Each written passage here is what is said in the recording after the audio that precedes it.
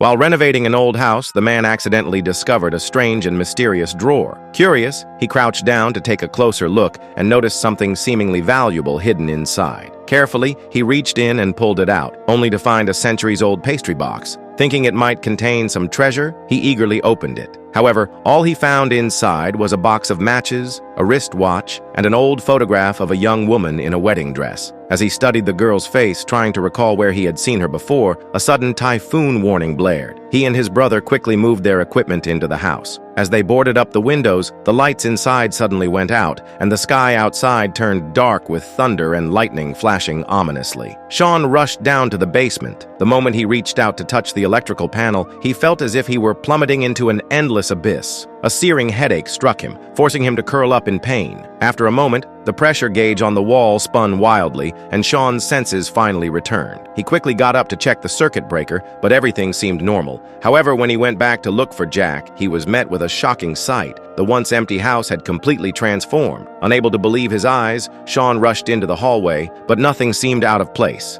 except for the fact that he could now hear a woman singing. Following the voice, he found a woman playing the piano while singing a song. Before Sean could process what was happening, the woman suddenly noticed his presence. Startled, she grabbed a vase and stood up defensively. That's when Sean realized she was the same woman from the wedding photo. He quickly tried to explain himself, but no matter what he said, it only made things worse. Frustrated, he turned and ran upstairs to find Jack. However, before he had even been upstairs for 10 seconds, the woman came after him, this time wielding a hunting rifle. Sean attempted once again to explain that he was just looking for someone, but the woman was unexpectedly fierce, leaving him no choice but to flee back downstairs and continue searching for Jack. Just then, the woman suddenly noticed a horse-drawn carriage outside. Her expression turned to panic as she frantically exclaimed that her mother was coming home. Without hesitation, she shoved Sean out through the back door. But as soon as Sean stepped outside, he noticed something was off about the carriage. Looking around, he was even more bewildered. What was once a bustling modern city had turned into a muddy rural village. Luxury sports cars had been replaced by old-fashioned four-wheeled carts. Even the posters on the bar's entrance displayed the 1919 prohibition law.